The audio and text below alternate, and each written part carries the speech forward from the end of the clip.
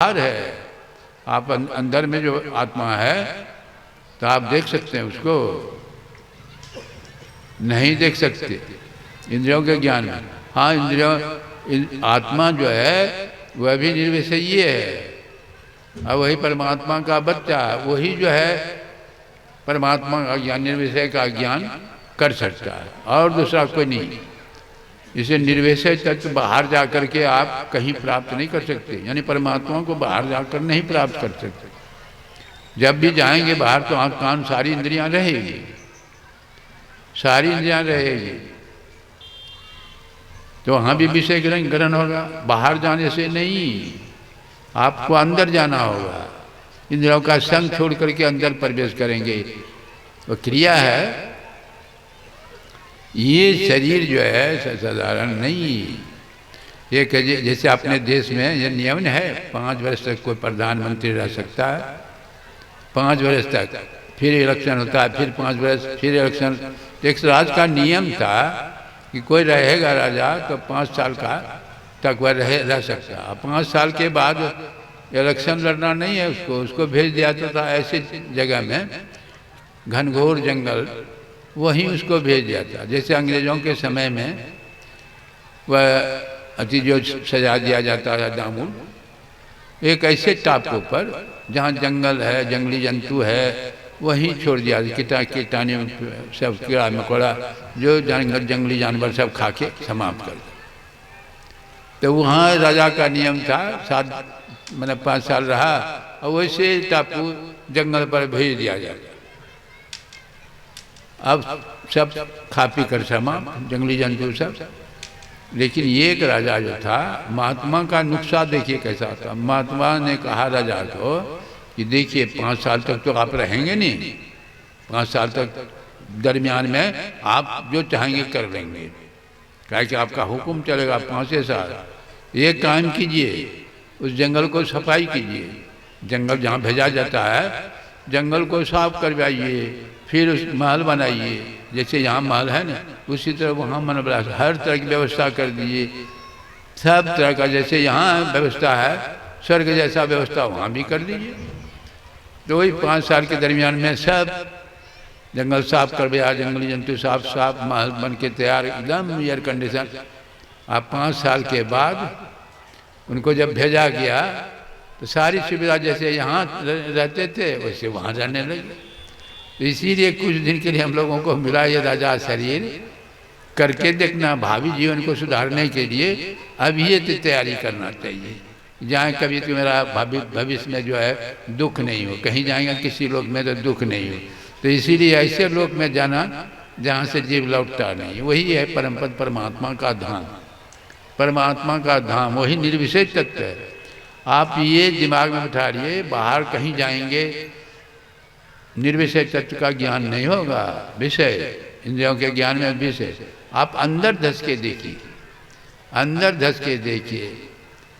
अंतर के अंतिम तह में गुरु है, मन पता पाता नहीं, नैनों के तिल में ज्योति उसकी नजर में आता नहीं। गुरु महाराज कहते हैं न, अंतर के अंतिम तह में, कई तह है हम आपके अंदर में। अंतर के अंतर आप बैठे हैं कहाँ? अंधकार में। आंख बंद करके देख लीजिए, अंधकार में आप बैठे हैं। अंधकार इंद्रियों के संग लेकर के मना स्थूल शरीर में बैठे हैं, अंधकार में, अंधकार में बैठे हैं कि नहीं? देख लीजिए, जो जितने हैं सब देखिए प्रकाश में, तो इसका मतलब आपका ज्ञान में बढ़े चढ़े हैं। लेकिन अंधकार में जीव पड़ा हुआ, मूड बना हुआ, ज्ञानी बना हुआ है।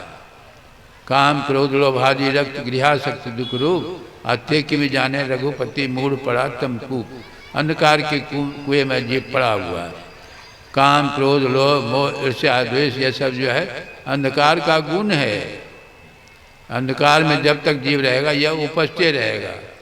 यदि इससे बचना चाहते तो अंधकार से अपने को बाहर कीजिए। दयानंद सरस्वती को किसी रसोईया ने, उसका जो रसोईया था, किसी के बाकामे में आया और कांच का शीशा, वो शीशा जो है पीस करके दूध में मिला दिया और स्वामी जी को जो है पिला दिया। स्वामी जी रात में दूध पीते थे, जैसे दूध पिया तो कांच का जो कण जो है लीवर को व्याकुल, छेदने लगा व्याकुल। तब रसोइया को कहते हैं कि देखो जी, तुमने जो ये किया अच्छा नहीं किया, अब तो मैं बचूंगा नहीं। एक काम करो, तुम यहाँ से भाग जाओ, सुबह होने पर हमारे हित प्रेमी जो हैं तुमको बचने नहीं देंगे, मार देंगे। जानते हैं कि तुम्हारे पास पैसा है, 35 रुपया दे दिया और भेज दिया नेपाल। देखिए संतों का कैसा हृदय रहता। आपने की चिंता नहीं, दूसरे की चिंता, दूसरा नहीं मरे। अब नेपाल चले गए, भारत के कानून से बच गया। उसी तरह अंधकार में जीव रहता, अंधकार के कानून से आप नहीं बच सकते। काम करो तो उपजेगा, आप उससे बच नहीं सकते। इसीलिए आपको डेराचंद करना पड़ेगा। डेराचंद का अंधकार से ऊपर प्रकाश का तल है, प्रकाश का तल है। उसी को अंतर के अंतिम तह में दर्जा देखिए, अंधकार का दर्जा है, प्रकाश का दर्जा है, शब्द का दर्जा है। तीनों दर्जा से जब पार हो जाएंगे, नहीं सुन के पारा, तब जो है आप निर्विषय तत्व परमपद परमात्मा में जा करके मिल जाएंगे। जैसे दरिया का जल सागर में जा करके मिल जाता है। इसलिए कहा कि अंतर धस के देख मिलेगा साहेब नादे, अंतर के अंतिम तह में। अब ये क्रिया है, आपको कैसे जाए? अब आपको अंधकार में चलना है, अंधकार से पार होइए। जैसे सेमिनार में बैठे हैं तो सेमिनार से बाहर हो तो समा जहाँ बैठे वहाँ चलते चलते समाना का पसार जहाँ तक है उसके बाहर हो जाएंगे। उसी तरह अंधकार में जब बैठा है चलना पड़ेगा, चलते चलते अंधकार का जहाँ पसार है वो खत्म होगा, प्रकाश में जाएंगे। प्रकाश का जहाँ तल है वहाँ से आप जाएंगे तो शब्द में चले जाएंगे। और शब्द से शब्दातीत पद जो है वही परम पद है, वही निर्विषय पद है। बीजाक्षरम परम बिंदु नादम तस्य प्रियस्तम स्वशब्दम चाक्षरे निशब्दम परम पदम। तो ये क्रिया, चलने की क्रिया का जो चर्चा हम जो कल सुबह के सत्संग में हम करेंगे इसके लिए।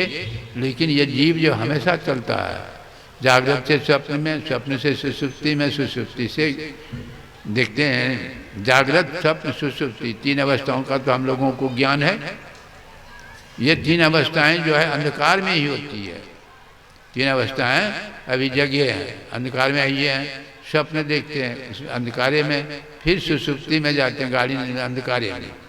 तो ये नीचे जना हुआ जीव का बैठक आँख में, आँख से ससर कर कंठ में आता है, कंठ से ससर करके फिर हृदय।